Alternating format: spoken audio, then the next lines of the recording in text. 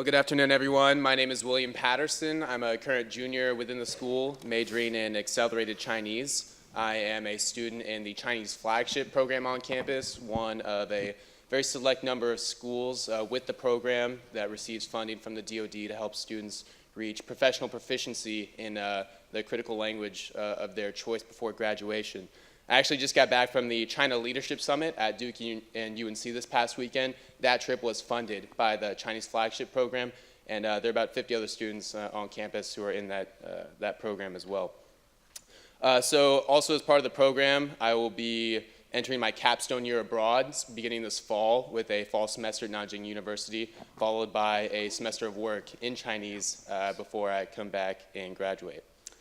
My interests outside of Chinese fall into the field of finance. If you pay attention to markets this past year, there were a number of cross-border company acquisitions blocked by our government, and there's a real need for Americans in finance who understand China and speak the language going forward. So I want to fill that gap after graduation. On campus, I'm also president of Liberty in North Korea at IU, which is a group that promotes awareness of human rights violations in North Korea and raises funds for North Korean refugee rescues. Last night, we actually passed our academic year goal of raising the entire cost of a refugee rescue, which costs about $3,000. And next Tuesday, actually on campus, we'll have a North Korean defector, Charles Ryu. So you can find us on Facebook if that's something that interests you. I'm very glad to see this many people turn out for today's Asia's Rise panel. Our faculty advisor for LINC, Liberty in North Korea, is actually on stage with us. And the moderator of that panel with us will be Professor David Bosco. Bosco's research focus is on the political dynamics of international organizations and international law, examining global governance, specifically the UN Security Council and the International Criminal Court. He is currently researching a book on ocean governance. Bosco is continuing to research aspects of the UN system with a focus on the Security Council's performance and the International Criminal Court. So without further ado, please join me in welcoming today's panel.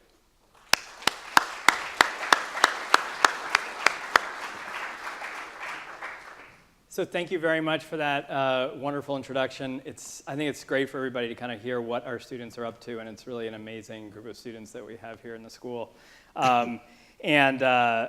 So we have, I think, a really interesting panel here that's going to talk about Asia's rise, but also some of the real turbulence that's swirling in the region, important domestic political changes in China. We have kind of head-spinning changes in terms of U.S. policy regarding North Korea.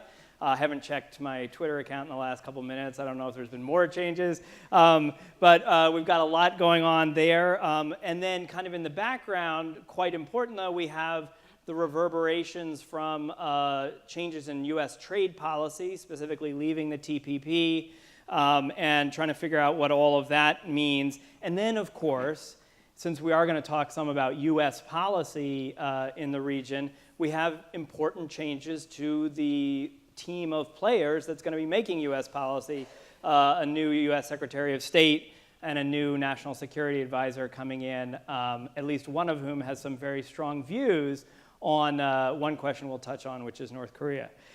So we have assembled, I think, a really fantastic, kind of daunting panel to help us understand what's going on throughout the region. Let me introduce them to you briefly. Their incredible backgrounds merit more of an introduction, but just in the interest of time, I'm going to be relatively brief. Let me start. I'm going in alphabetical order here. Dr. Alyssa Ayres is a senior fellow for India, Pakistan, and South Asia at the Council on Foreign Relations. She served previously as a Deputy Assistant Secretary of State for South Asia from 2010 to 2013. She has an almost brand new book out, which is about India's rise on the world stage, titled Our Time Has Come, from Oxford University Press. She has several previous books that she's either written or edited. She has one on nationalism, culture, and politics in Pakistan, and then she's edited several books on India and Indian foreign policy. Ambassador to her left, Ambassador James Keith, is a managing director at McClarty Associates, where he runs the Asia practice, specifically focusing on East Asia.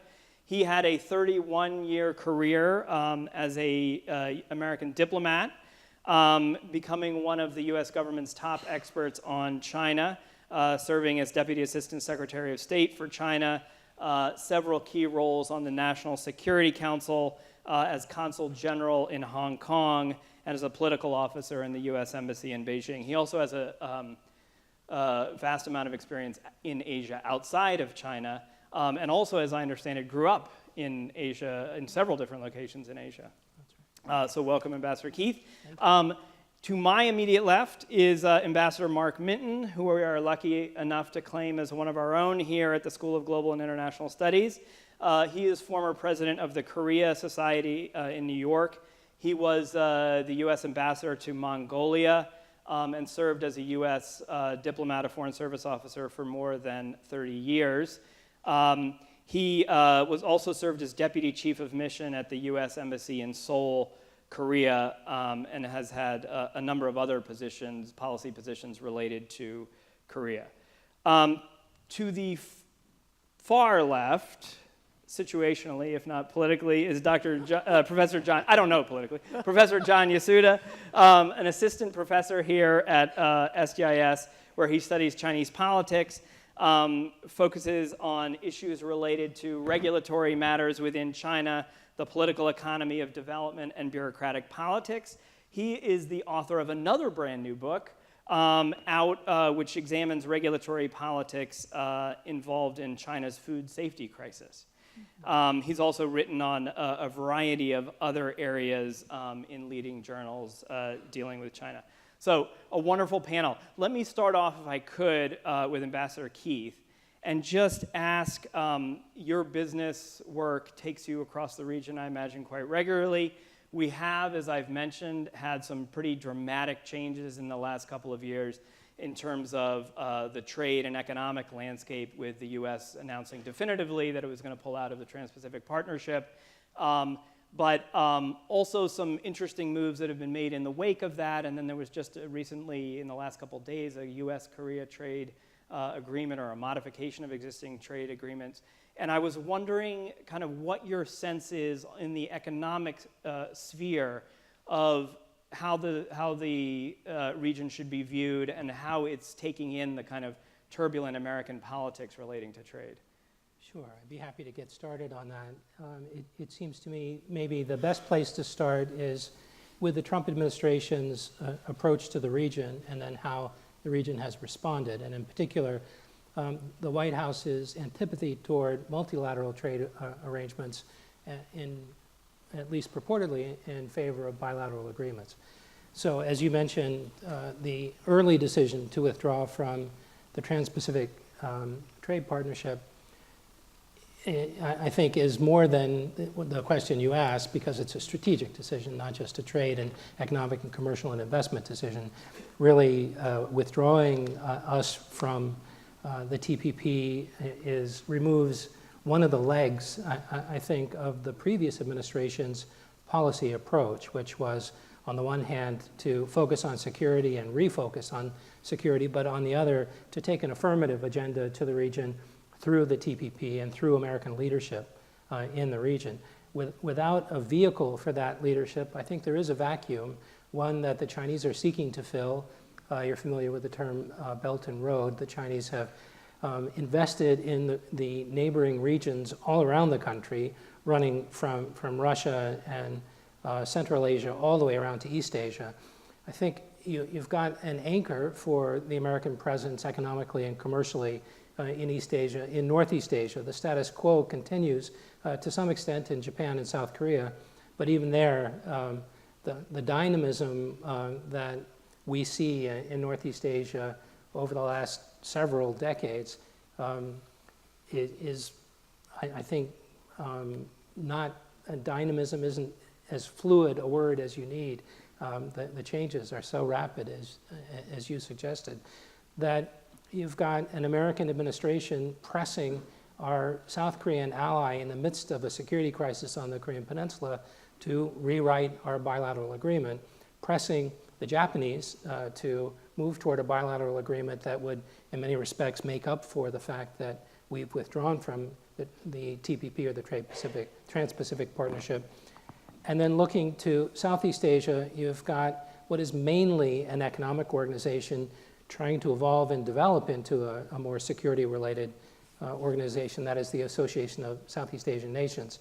And there you've got that grouping too, becoming perhaps more diverse, both politically and economically, than it had been in the past. So the hallmark of the economic trade and investment relationship between the United States and East Asia, running from Japan through Burma, is change, is fluidity, is uncertainty. And one sees that in our commercial engagement and our investors' decisions, as well as our receipt of foreign investment from the region. And the main reason it seems to me for all this fluidity and change is what's going on in the U.S.-China relationship and in China, in addition to the changes projected onto the region from the White House. So in sum, I think because you're starting to see a fairly fundamental shift in the security relationship between China and the United States, driven by the United States, and driven by the security crises in the Korean Peninsula, potentially in the Taiwan Strait, potentially in the South China Sea, the economic and commercial relationship is headed in an uncertain direction now. And I think that's really starts and then finishes in U.S.-China relations. Mm-hmm. And I wonder, you mentioned that one of the dynamics that's happening is that China is kind of filling some of the space maybe that's been left as the U.S. has kind of pulled back a bit, certainly in trade terms. But that has then, we've seen evidence of that in the kind of multilateral realm, for example, with something like the Asia Investment and Infrastructure Bank, the AIIB, which is China-led and has been very active in the region. I wondered if I could turn to Dr. Ayres and ask about the relationship between China and India, because as China kind of asserts itself, and AIIB was kind of an example of maybe Chinese assertiveness in this area, India has to figure out how it wants to react to that. And I wonder what you can tell us about how that dynamic is playing out. Thank you. So you raised the issue of the AIIB, and that is actually an arena in which you see a lot of cooperation between China and India. India is the #2 capital contributor to the AIIB. Many countries have actually joined this investment bank, the United States not among them, but many of our closest allies throughout the Asia Pacific and Europe have become members. Where you see a difference of opinion between India and China on this issue of investment finance is on the question of the Belt and Road investments that China is funding on its own. India was the only country that didn't, in a very public way, send a senior official to attend the Belt and Road Forum that took place this past May. And uncharacteristically, the Indian government issued a statement. It was a response to a question from the press. But they were pretty clear in the way they articulated their concerns about the Belt and Road types of funding. The Indian government, this is the Ministry of External Affairs, spoke about problems of non-transparent financing mechanisms, that it was unclear what kinds of environmental or legal assessments had been done for financing these projects. And it was pretty obvious, not having to do much work to read between the lines, that this type of a statement was referring to what had transpired with the Sri Lankan case of the port that the Chinese government built in Hambantota. Now, this is a port that was built, the financing was arranged under the previous Sri Lankan government, the Rajapaksa government. Hambantota is the hometown of the former president of Sri Lanka, Mr. Rajapaksa. And this has turned out to be an economically unviable port. There's also an airport that's been built that has almost no passengers. So from time to time you read articles about this empty airport where there are no flights and no passengers walking through. The port at Hambantota, the debt servicing costs had become so onerous for the Sri Lankan government that in effect they ended up trading an equity stake in that port, the management company for that port, for debt relief. And so the Indian government has seen this all transpire and has said, what exactly is happening with these kinds of investments? Now, the case of Hambantota was not among the kind of Belt and Road investments that had been rolled out as part of this broad Belt and Road. In fact, it was an early test case. And so you've seen what happens in the lifespan of this type of investment, and that has really been something that the Indian government has emphasized. I mean, what are the conditions under which these types of investments are being negotiated with specific governments, typically of smaller countries that may not necessarily be able to pay the interest due down the line? These are not low interest loans. They are typically market rate loans to the best that we understand it. So there's been a real series of questions raised about this type of financing and what it means.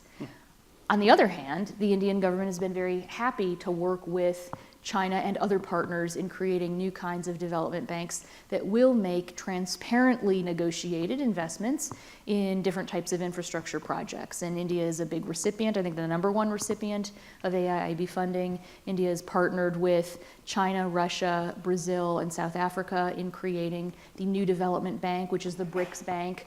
And so you do see a multilateral willingness to cooperate on these types of financing arrangements. Well, and just staying on the trade and multilateral realm just for a moment here, both Dr. Ayres and Ambassador Keith, some people have said that, with the international trade system perhaps at a very dangerous point, given US policy, that China has emerged as the kind of maybe the principal defender of the international trading system. And I wonder what your perspective is on that. And also, from an Indian perspective, is India also feeling nervous that the international trading system might be coming undone? So do we have in Asia the kind of now the principal defenders of that system? I'll maybe start with Ambassador Keith on that, and then Dr. Ayres. Would that it were so. I think not this last Davos, but Davos plus 1 year ago, the Chinese president gave a speech at Davos that, had it been 10 years ago, we all would have cheered. But it was a speech along the lines of what you're suggesting, that is in defense of the rules-based international order. The problem is that over the last 10 years, the track record has been established of a China that, for example, turning to its WTO accession 15 some odd years ago, has been happy to take the benefits of the international system, but not necessarily lived up to all of the obligations that go with being a member of the World Trade Organization or benefiting from the rules-based global economy. So I think it's certainly the case that the Chinese are putting their system forward as something to emulate. I'm not sure there are many takers. Mm-hmm. Dr. Ayres, would you see India as... So this is very interesting. This past year at Davos, Prime Minister Modi gave a speech that in many ways was quite similar to President Xi's speech of last year, a sort of defense of no barriers in the world, India as a supporter of a world that is free and open and engaged around the world. It was a defense of globalization in many ways. Mm-hmm. Of course, about a month later, with the release of the Indian budget, the Indian government announced a series of new tariffs, the first time we'd seen tariffs go up on a certain set of products in some time. Actually, India has been moving in the direction of economic reform, reducing trade barriers, reforming its foreign direct investment policies. So I have to admit that was a bit of a surprise, and it also sent a different signal than the signal sent by the Davos speech. The Indian economy is about a fifth the size of the Chinese economy. And India has not been as open to trade, and it is not yet fully engaged, imbricated in the type of supply chains that China now has with virtually every country of Southeast Asia and East Asia. So it's in a little bit of a different position.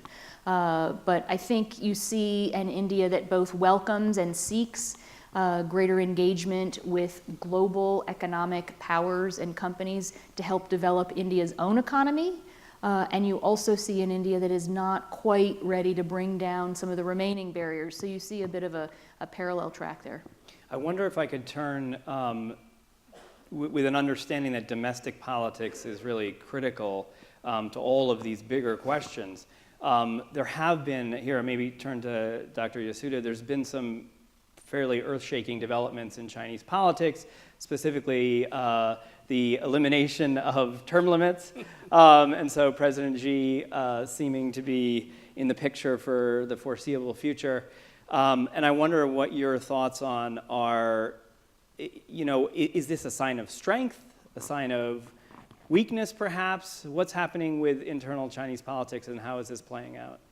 So the votes were 2,694 to 2, right, in favor of abolishing term limits. And I always wonder who those two individuals were and what happened to them. Right. It's probably some giant orchestration by the party. But suffice it to say, very few of us saw this coming. I mean, we all saw the centralizing force that Xi was bringing into the party state structure, but we didn't imagine him going back on the 1982 decision by Deng Xiaoping to actually institute term limits. So this is a big fundamental shift. And there is an article that Andy Nathan at Columbia we used to teach on authoritarian resilience, and it was all about the reason why China as this resilient single-party state is likely to continue on is because it solved the succession problem. It is because there are party norms now in place. So I had to throw that article out the window.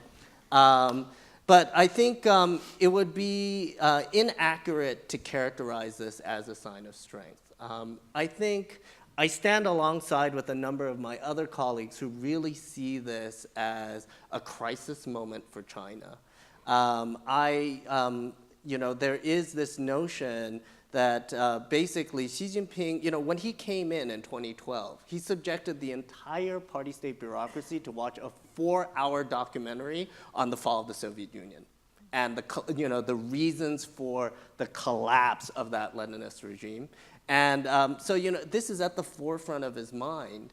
And there are severe sort of crises that are just around the corner. Like there's the debt bomb that they have to deal with.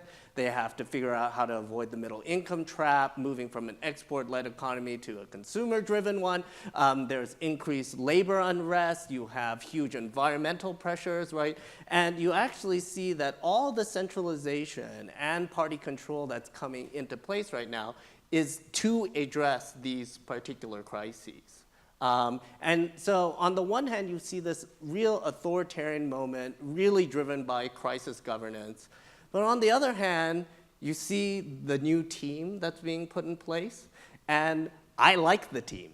I think most liberals and reformers like this team. Liu He, who is going to be the new sort of economic czar, Harvard-educated guy, typically viewed as a reformer, very market-oriented. Guo Shuqing is also another sort of market-oriented financial reformer. Wang Yang, who used to be the party chief in Guangdong, also considered to be a very open-minded, not sort of typical aloof Chinese bureaucrat. He's, during one of these strategic economic dialogues, he joked, he was like, oh yeah, the US-China relationship, it's more of a marriage. We're not like Wendy Deng and Rupert Murdoch. We can't just get a divorce. And you should have seen like the faces of the other Chinese officials. They were all squirming because that was so far off the script. But it goes to show that this new team is very competent. And of course, lurking in the back is Wang Qishan, who was the corruption czar, who's very scary. In fact, most Chinese officials, they say they'd rather meet the devil than Wang Qishan on a one-on-one. But suffice it to say, he's even quite competent as well. So you have this interest, it's crisis, it's with this new turn towards sort of technocratic expertise. And so as to whether or not I'm actually optimistic or pessimistic, I won't play that game. I will just say that this is going to be sort of one of those moments where all the theories probably won't apply, right? We just don't have a great theoretical framework to figure out what this might mean. Well, one of the things that President Xi and his team are going to be dealing with, of course, is North Korea. And there was this dramatic development in the last couple of days with this armored train heading toward China, and all this speculation, was Kim Jong-un on there or not? And it turns out he was. And so we've had this important visit between the North Korean leaders and the Chinese leaders. And this is all happening in the run-up to what seems to be a coming summit between President Trump and the North Korean leaders. And so I'm going to turn here to Ambassador Minton to try to provide some guidance on what is happening, particularly given that the US administration has twisted between kind of being incredibly hawkish on this and then being open to a summit arrangement that I think very few people, certainly professionals in this area, thought was well advised. So help us. Well, thank you, David. You just handed me the panel's worst job. Right. But I think the way you started, characterizing this as a very fluid situation, it's true. That's the first caution that anyone should utter. Most of what you would say about this, or I may say about it, is perspective. There's a lot of guesswork, as always with North Korea. It's a little like trying to pin a living flying butterfly to your collection board. But I have a few pins that I prepared, so I'll give it a try. The situation is moving quickly. This is... I think about 6 months ago when I was teaching a class here in North Korea, and tensions were ratcheting way up, I mentioned to the class, one of my students back here, that I thought this would go either one of two ways. Either we would find ourselves in a conflict due to miscalculation primarily, people not really talking to one another, missed signals, belligerence, loose rhetoric, and all the rest of it. Or we would fall back into what a great statesman and political scientist Yogi Berra said was déjà vu all over again. I'm happy to say, I hope this is right, that we are following the second track and not the first one. All this recent flourishing of bilateral, trilateral meetings, the Olympics, the plans for a North-South summit, and then maybe a U.S. North Korean summit, which would be the first ever, and the recent summit in China, which is also a first ever for Kim Jong-un. All that is pretty much, I think, put the first possibility on the shelf, at least for now. I don't think we'll stumble into a military conflict. Even you can tell that the rhetoric, level of rhetoric all around has gone way, way down and is reasonable. It's the kind of rhetoric you're hearing now is preparatory to diplomatic engagement. When I say that this is an old and familiar pattern, some of us who have negotiated, been involved in the negotiations with North Korea through the agreed framework and the four-party talks and the six-party talks, have seen this. The North Koreans' typical pattern is to ratchet up tension just to the line. And then when it looks like it may spill over into a really dangerous confrontation which they could not win, to immediately draw back and let the pressure off and suggest talks. We saw this in the agreed framework in the Clinton years. We saw it in the six-party talks during the Bush administration, and I would submit that the North Koreans are doing this again, and I might add very skillfully. This is a well-worn chapter in their playbook, and it's always effective. They're marvelously effective. They have engaged for a country that has very little leverage in a marvelous diplomatic hand to protect their interests. The nuclear, I think one thing to understand about the North Koreans is that their nuclear program is not about military matters. It's about diplomatic leverage. They've always used it that way. They have no intention of attacking the United States. They know where that would lead, to the destruction of the regime. But it's a good way to get people's attention, and it's a good way to maneuver people, especially the major outside powers, into a position that is favorable for North Korea to engage and present its bill of requests. Now, there are a lot of reasons to be pessimistic about this recent opening for diplomacy. First of all, there's the blustering rhetoric. The administration, especially the president, sort of backed into this issue literally backwards and blindfolded, and it was a very poor start. And then, of course, there's the problem of inexperienced personnel. Just as we're about to go into a possible summit, which would be unprecedented, all the top foreign policy people are changing. And I must say that their views, as they are known, seem to be incompatible with making much progress. I could say more than that.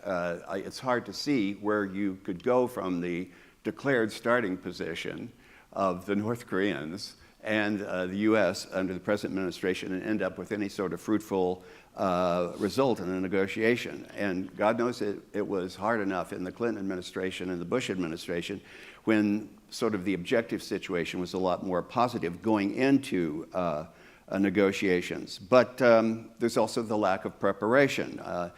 We just shot right up to the summit level, which again is extraordinary. I mean, I think anyone that's had a diplomatic career, these things are always prepared very carefully, mostly so the leaders can see to be masterful masters of diplomacy who produce results. So the chance for the U.S. And North Korea to have a failed meeting is very, very high. And of course, then there's the record of past negotiations, which sometimes have borne fruit and have produced some useful results, but they have not achieved any sort of lasting settlement. It's a little like Sisyphus. We go up the hill and we roll right back down again.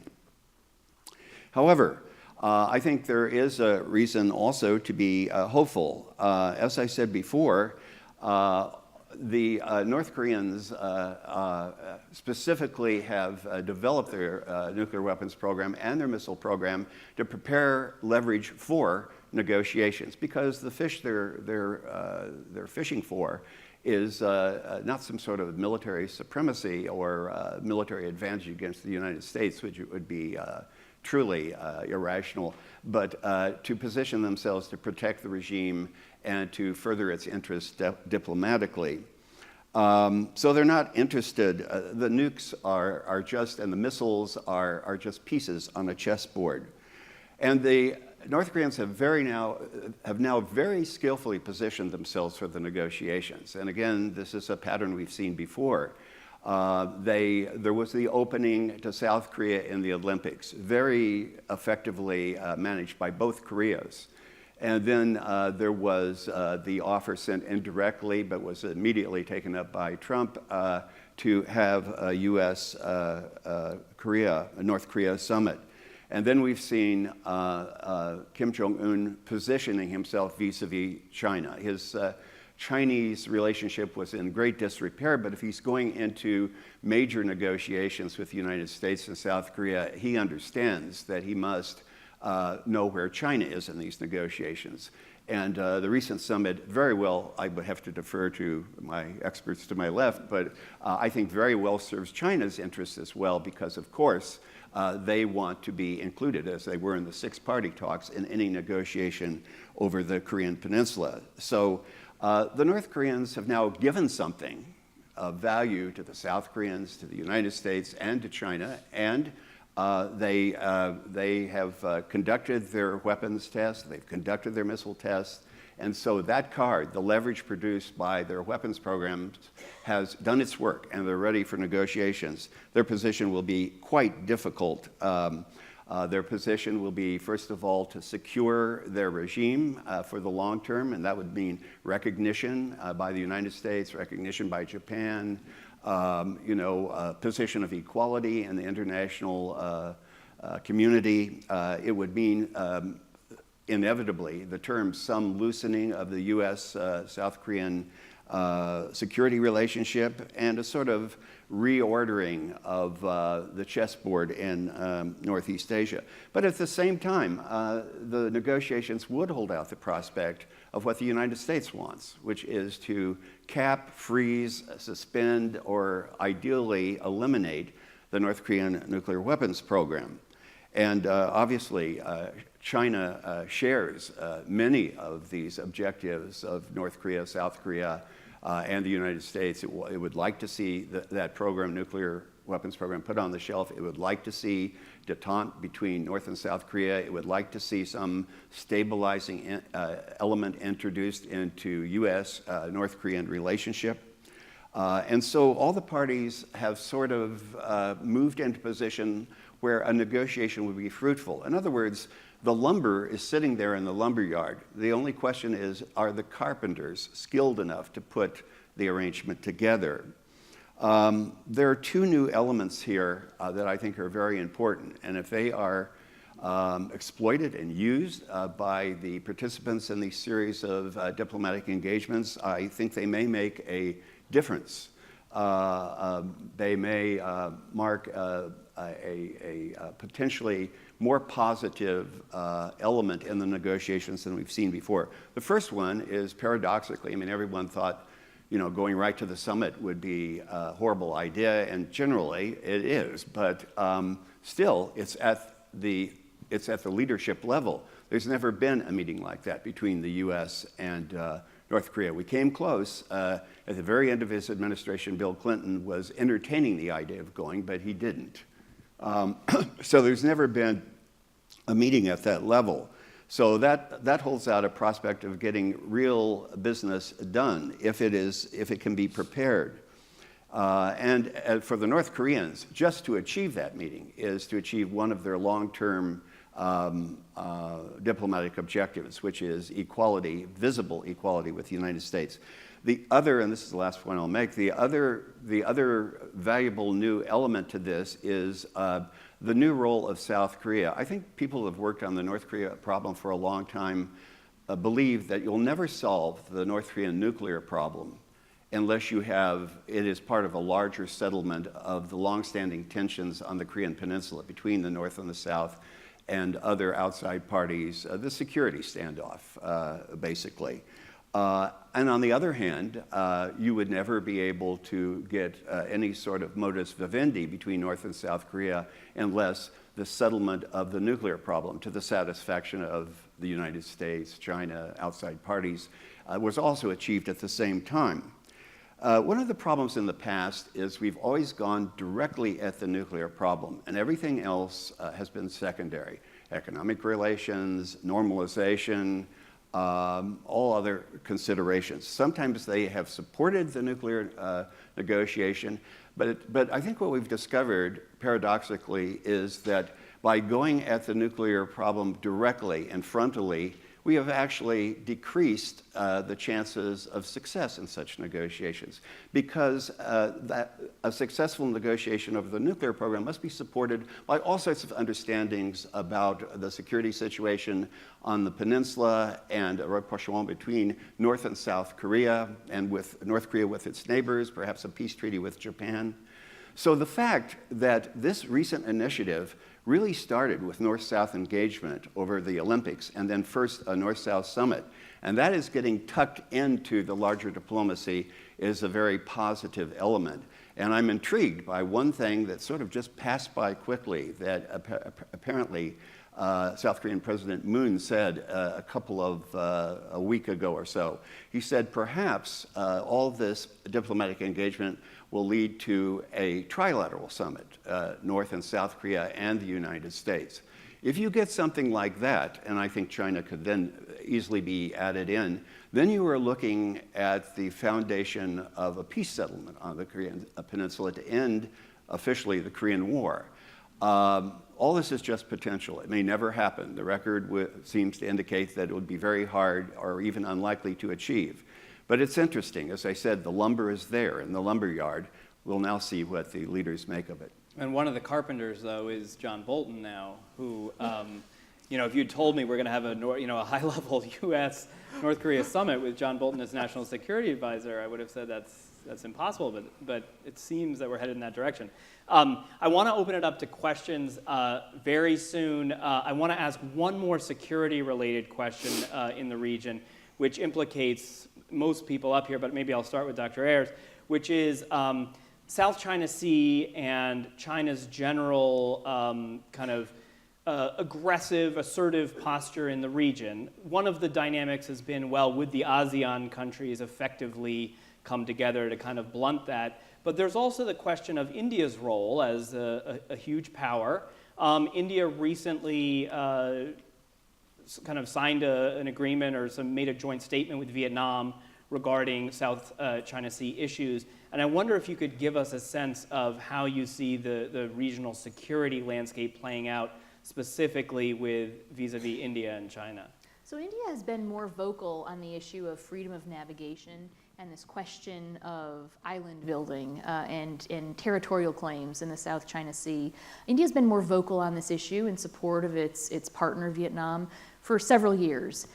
India doesn't always take positions on questions like this, but they have. And it gets to the issue of you see now in India a much greater push to define itself as a maritime power. India is working for a declared policy of primacy in the Indian Ocean. The Trump administration has now been talking about a strategy of supporting a free and open Indo-Pacific region. The Obama administration from time to time used the phrase Indo-Asia Pacific, occasionally Indo-Pacific, but what you see happening now is India becoming much more of a central component of a larger maritime space. And India's interest is in protecting its own security, protecting its own interests across this maritime space, and particularly across this larger Indian Ocean region. So India has its own concerns with what they see happening with the island building, with what they see as a dramatically stepped up involvement of China with all of the countries of South Asia surrounding India. They were very concerned, for example, by the visit of 2 Chinese submarines to the Colombo port in late 2014. That started to take things from being an economic relationship between China and Sri Lanka to what looked a lot more like a military relationship. So they see these kinds of developments and they are more concerned than ever before about the need for India itself to take on a much more visible role, a much more visible maritime role, and to try to protect their own interests. Ambassador Keith, would you be able to come in on the kind of East Asia dynamics and Sure. ASEAN and how you see that? Sure. From a security perspective, my sense would be that the Chinese have achieved what they want in the South China Sea, so that's pretty much a manageable situation in the sense that there's not a whole lot we can do about it. And I'm quite confident that we can manage the potential for escalation in the South China Sea. I think, in addition to what Mark has said about the Korean Peninsula, my worry is that this White House overestimates its leverage over North Korea. I think they believe in this global campaign to isolate North Korea. They've got more of a chance to get to the outcome they're looking for than they actually do, in particular because the Chinese have a floor under which they won't allow the North Koreans to sink. And then finally, I would say everyone should have on their radar the Taiwan Strait, which has not been particularly dominant in thinking about security in East Asia of late, but ultimately that's the biggest problem that we face in the region. So my sense is we're moving in the direction of balance of power, politics, and containment and deterrence of North Korea, which could slide over to containment and at least a cool war between the United States and China. Mm-hmm. And Dr. Yasuda, just in terms of the internal politics and the shifting that's going on with Xi's team and everything, is that playing out, do you think, in the foreign policy realm, or is that more about domestic and economic issues? Well, I think, I imagine that China's primary focus is going to be domestic in the next 10 years. But I think there's no doubt about it that Xi is a nationalist. He does want to see a resurgent China. He wants to see a more assertive China. And so, just looking at sort of the first salvos of what hopefully is not a trade war, right? He'll go tit for tat easily, because he is not inclined to get pushed around by anybody at this stage. But insofar as that it does not disrupt the domestic reform program. As far as the South China Sea, they do see it as theirs. I mean, this 9-dash line thing is when you see it on a map, it seems absolutely ridiculous. But they do have, among the Chinese general leadership, you do see this belief in this space, right, in this sphere of influence that they expect to have. And so I don't see Xi moving on that. I don't see him moving towards friendlier relations with Taiwan. I think the Hong Kong question, a little place that both of us have deep ties to. I think Hong Kong again is just sort of a bellwether of how Xi plans to deal with the rest of the country. He wants a strong China. He doesn't really want Western influence to be a part of the way he governs around the country and within the country. I'd like to turn to the audience here. Just a couple of pointers. If you could identify yourself, that would be great. If you could wait for the microphone so that we can make sure that everybody is able to hear. And I would like to start, if I could, with students. So if we've got students who are here who have a question, I would love to start. And then I promise we will move to everyone else. I see one question right here if we're able to get the... And if you don't mind identifying yourself and what you're studying, that would be wonderful. Sure.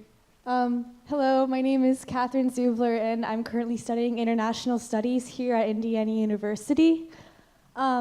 This is a question for Mr. Yasuda, talking about internal Chinese politics. A few months ago, Xi Jinping recently introduced his own philosophy, or own Xi Jinping Thought. I was just wondering what this means for China and what it means for Sino-US relations. Xi Jinping Thought, which I have not read his book on governance yet, so I'm unlike Mark Zuckerberg in that respect. Well, in several others, I suppose. But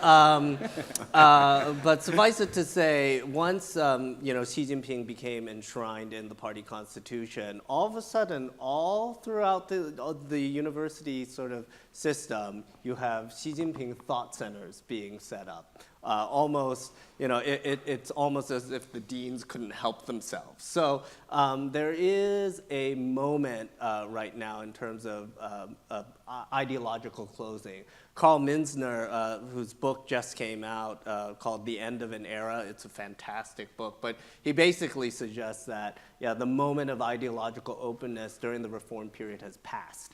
And so I'm quite nervous. The universities have closed down as far as sort of spaces for open debate and discussion. You'll notice that a lot of my Chinese collaborators won't want to take photos with me for whatever reason that might be, but a lot of multiple and overlap. Yeah, I'm sure. I'm improperly dressed or what have you, right? But just because that picture could potentially be transformed and changed, and the ideology, speaks to this. What is the China model right now? And I don't think China necessarily has a model. I think they're really still in this sort of crossing the river, grasping through stones sort of mindset, which means that, I guess, for foreign policy, we're going to have to get used to a lot of dissonance, right? Xi Jinping is going to come out with these fairly strong positions on any number of topics, yet, to realize that all of his deputies are pretty, they're individuals who are willing to talk, who've been trained abroad, and so sort of navigating this sort of strange world where, there's this closing of openness to liberal thought, is also paired with, these individuals who have been, for all intents and purposes, have been Western educated, is something that we're going to have to deal with. So it's, I hesitate to use any sort of quippy sayings, but smart diplomacy is sort of, I guess, the name of the game to figure out what's real and what's the rhetoric at this point. It's interesting that some of that is playing out, though, in, like, for example, the UN human rights realm. You're getting Chinese officials kind of pushing back in ways that human rights activists are finding quite unsettling in the human rights realm. So it's certainly playing out on a bunch of different fronts. Okay, right here, sir, if I could. And just if you don't mind identifying yourself and waiting for the microphone. Thank you. I'm President Trump.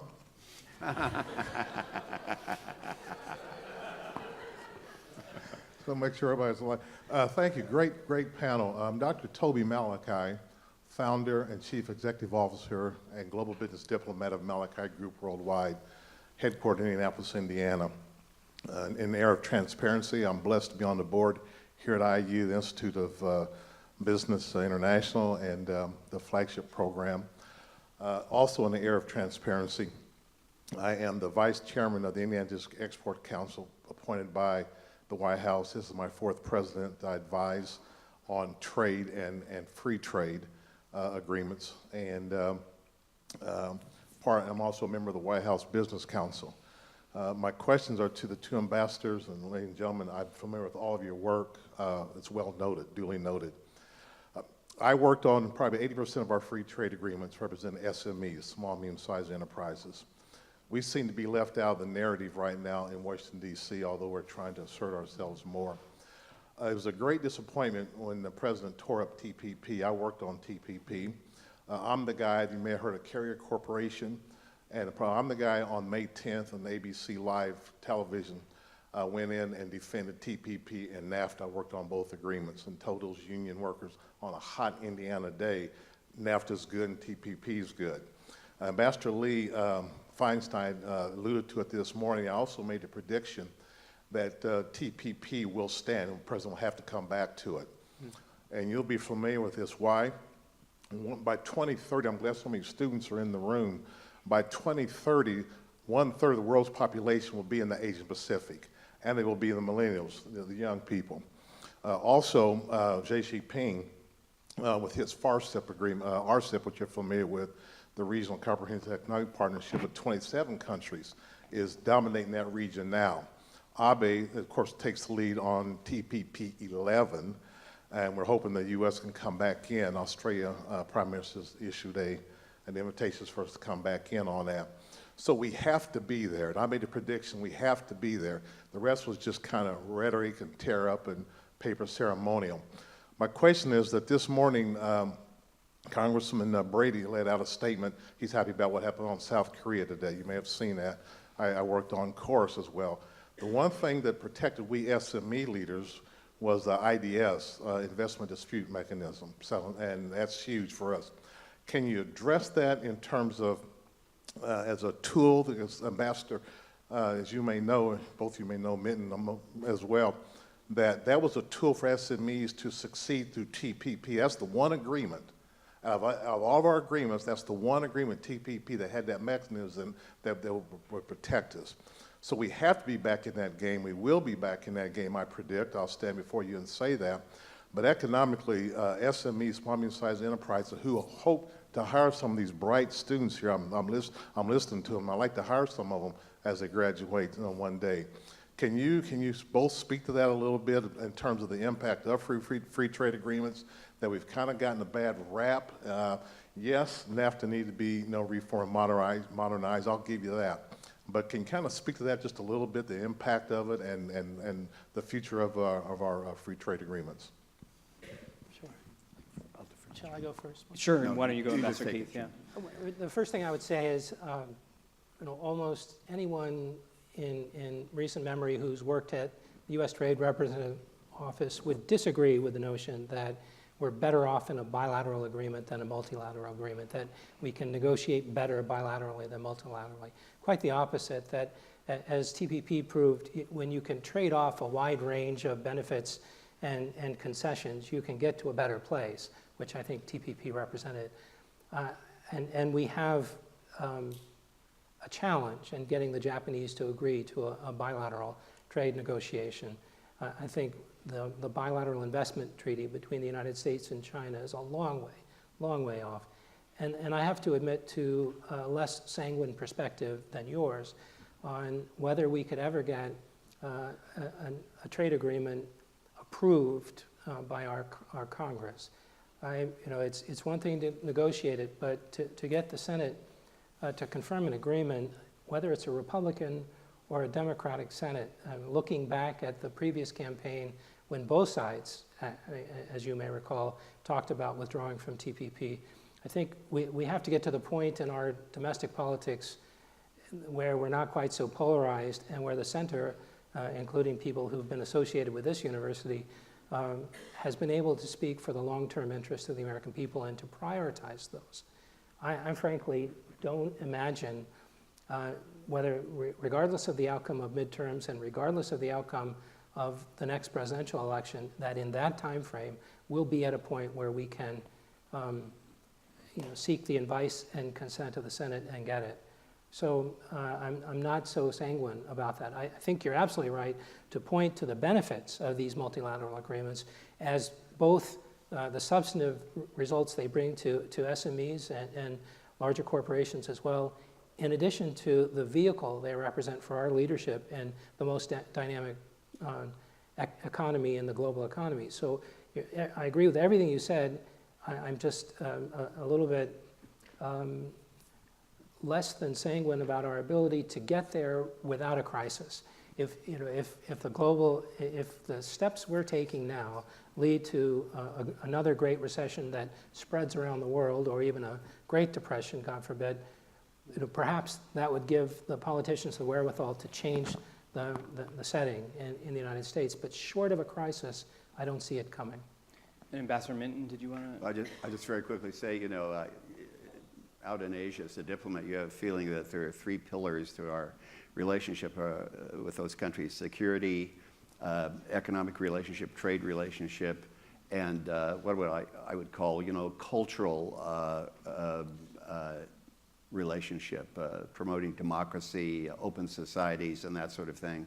I'm worried about the U.S. position in Asia because, as you said, shutting down TPP is shutting down the best idea we've had in recent years to sustain a U.S. presence. That's one of the pillars. What's going to replace it? As far as I can tell, this administration is shutting down the democracy project. I went to a conference on Mongolia where I was ambassador, and I was asked, what is the future of Mongolian-U.S. relations under the Trump administration? And I said, it has no future. The relationship was, in a small way, important. It was terribly important to George Bush because of the democracy connection, because Mongolia was a democracy. Now, if you don't value that, there's nothing left. We don't have a security relationship, and trading relationship is very small. But you find this all over Asia. What are going to be the levers or the pillars of U.S. influence that could be, what is going to carry the U.S. role as a Asia-Pacific nation or involved with those nations if we shut down all of our channels of engagement? I don't know. All right, let's, right here, please.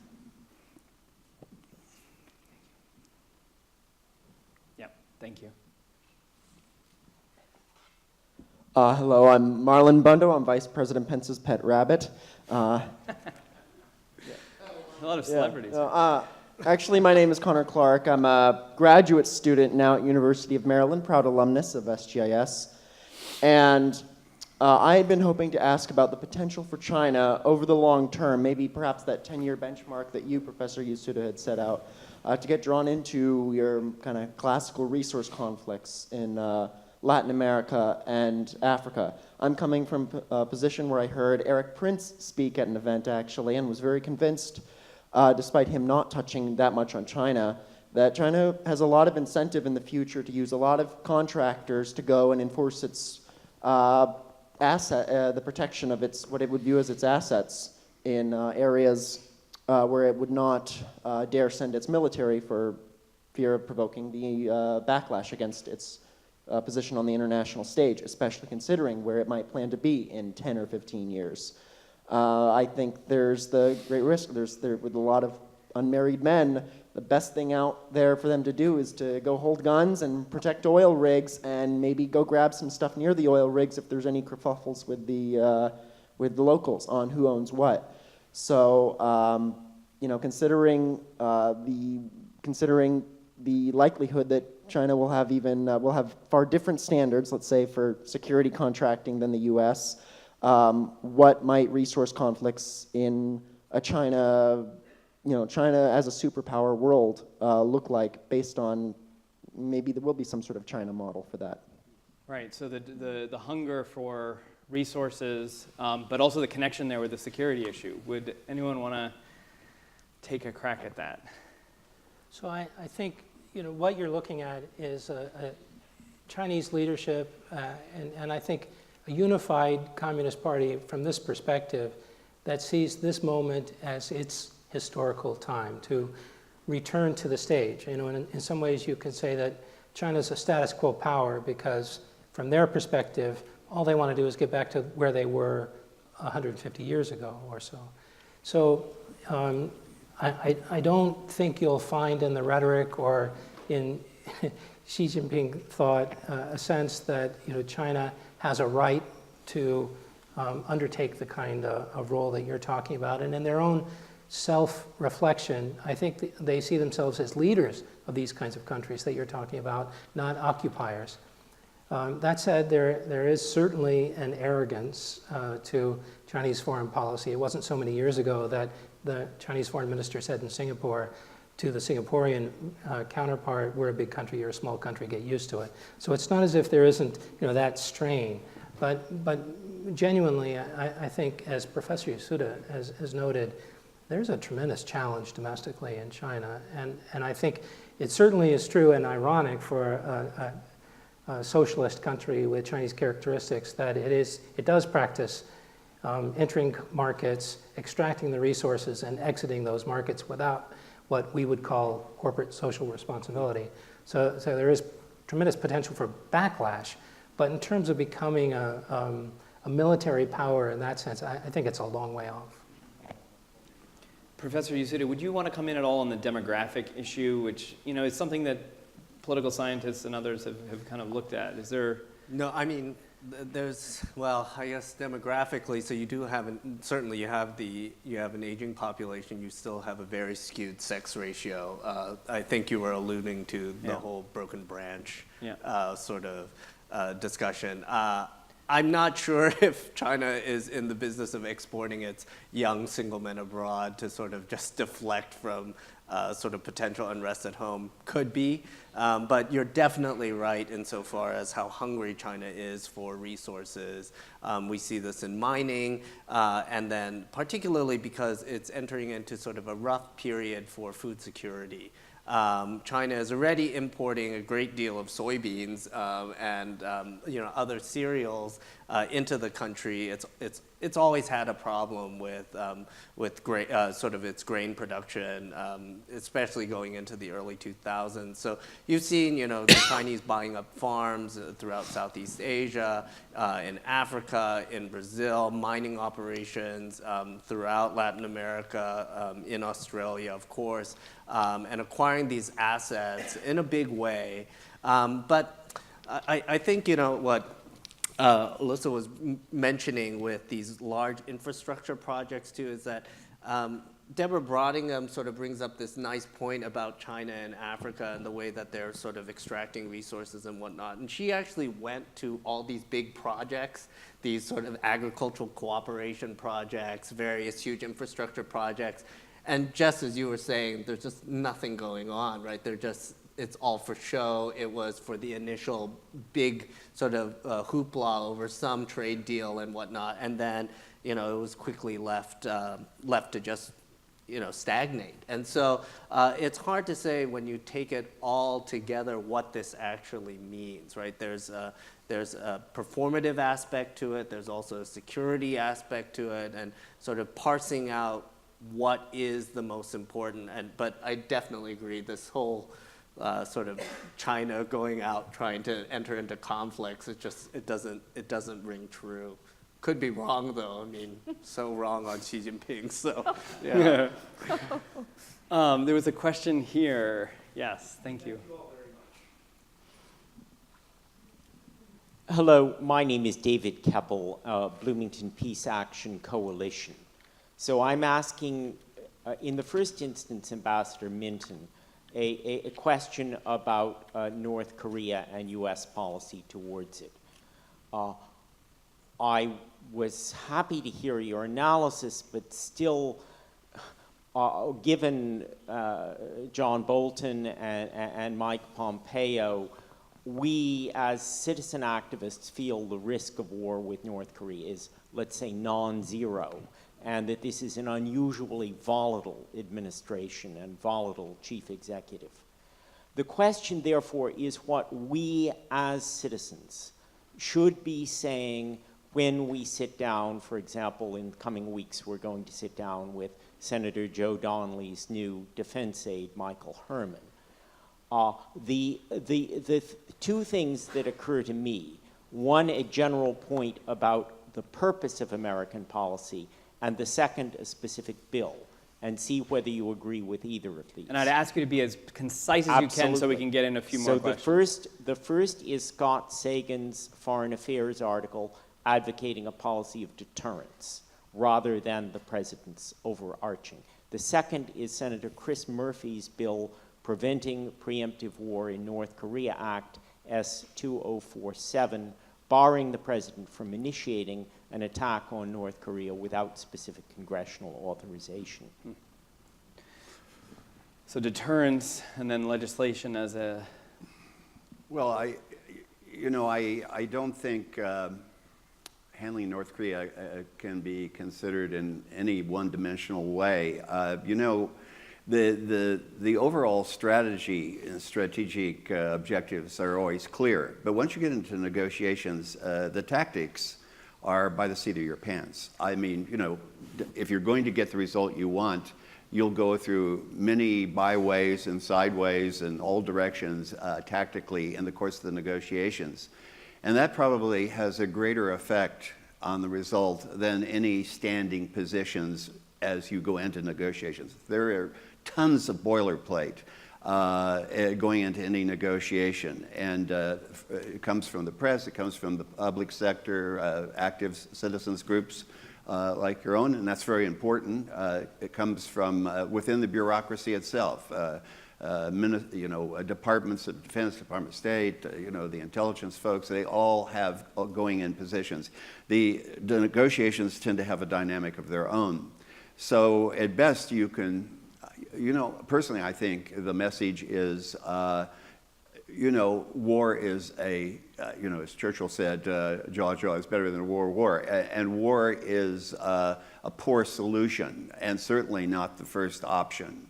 I know Bolton has sort of almost indicated that, but he will also, as hardline as he is, be driven by the pace of any negotiation. You can't resist the pull.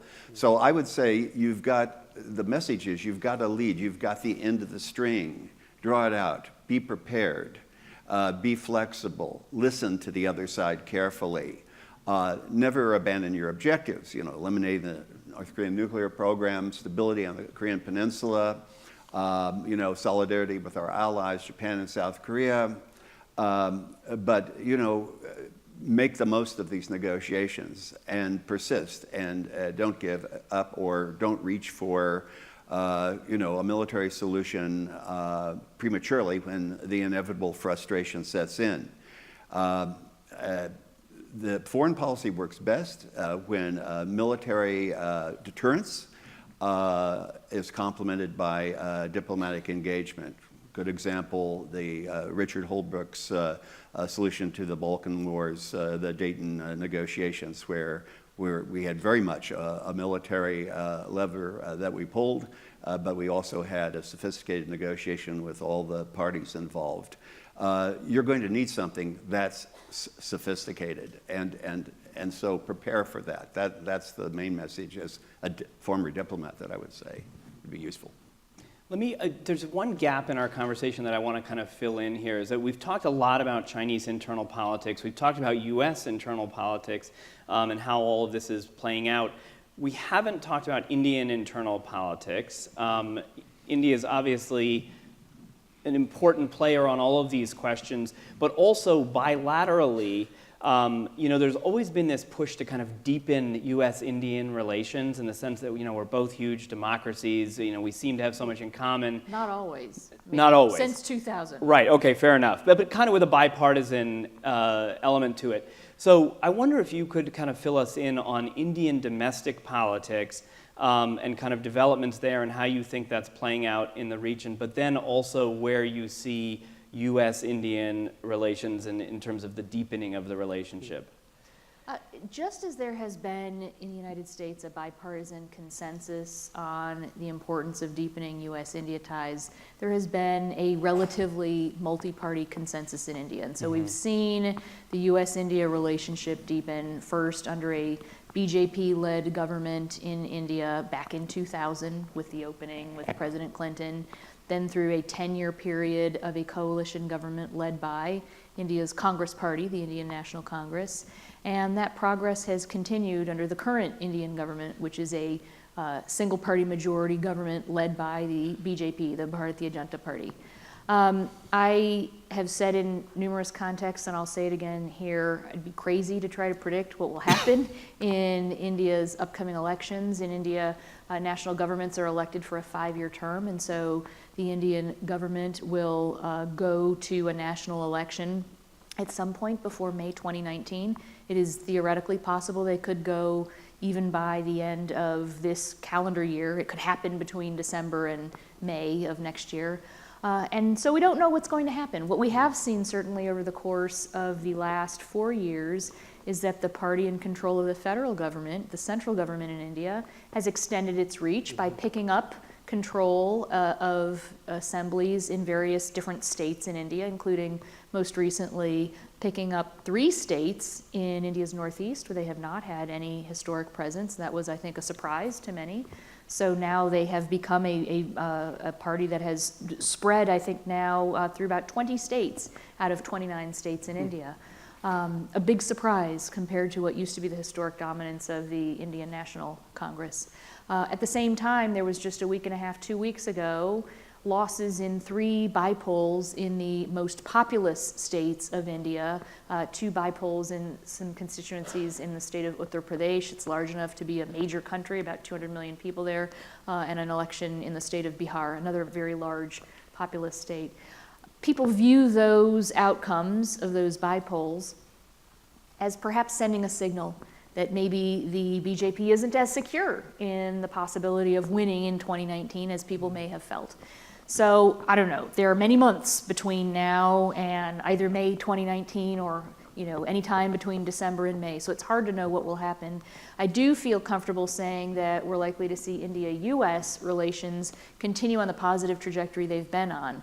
The Indian National Congress just held their own conclave within India about a week ago, and one of the interesting results of that conclave was a decision that they took on foreign policy to basically endorse what the present Indian government has been doing with respect to India's rise on the world stage, the ambition for India to become what they are calling a leading power. Interesting to see the Congress Party endorse that. So I see in many ways a likely continued trajectory for India on the world stage, including with its ties with the United States.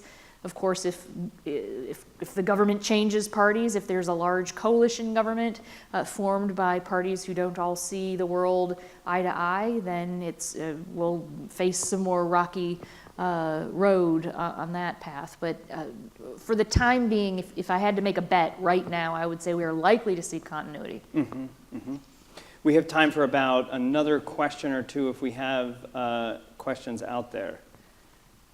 I also have lots of questions.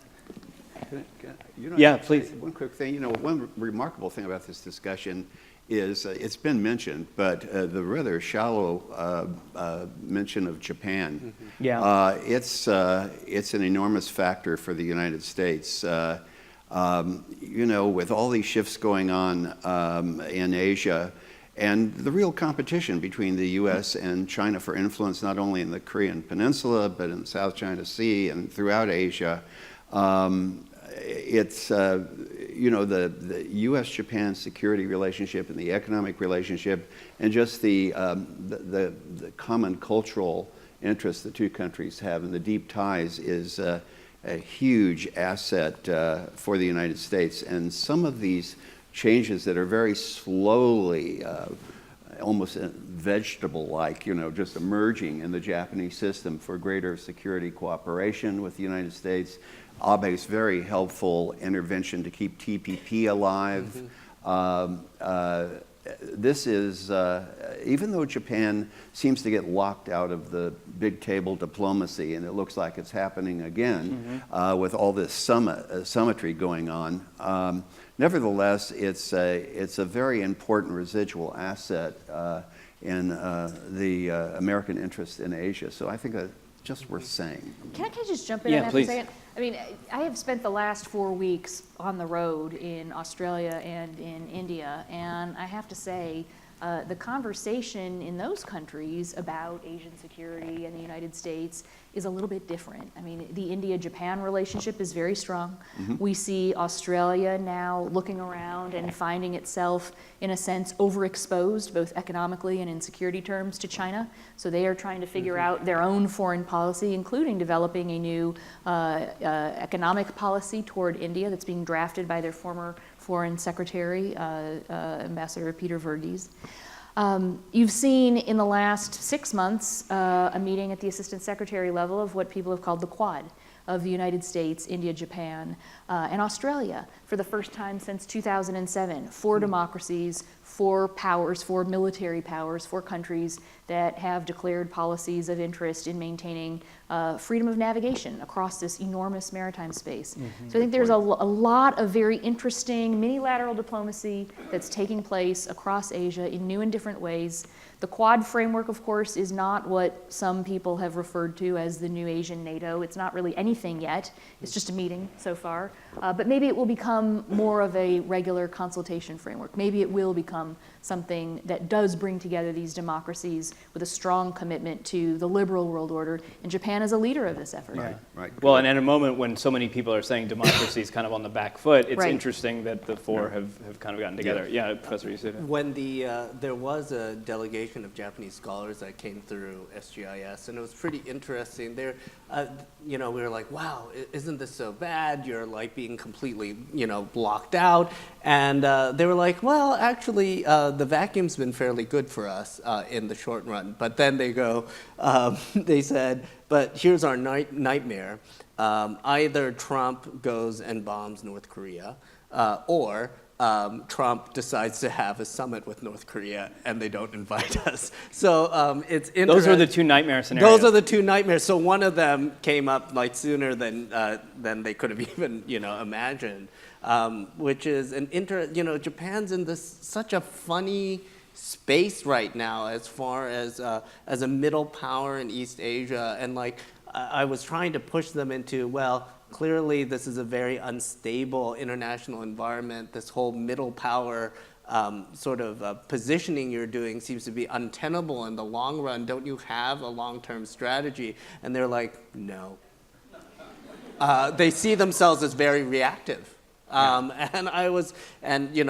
whatever extent that actually reflects Abe's own views. I mean, it was a bunch of scholars, but I found that quite interesting. Yeah.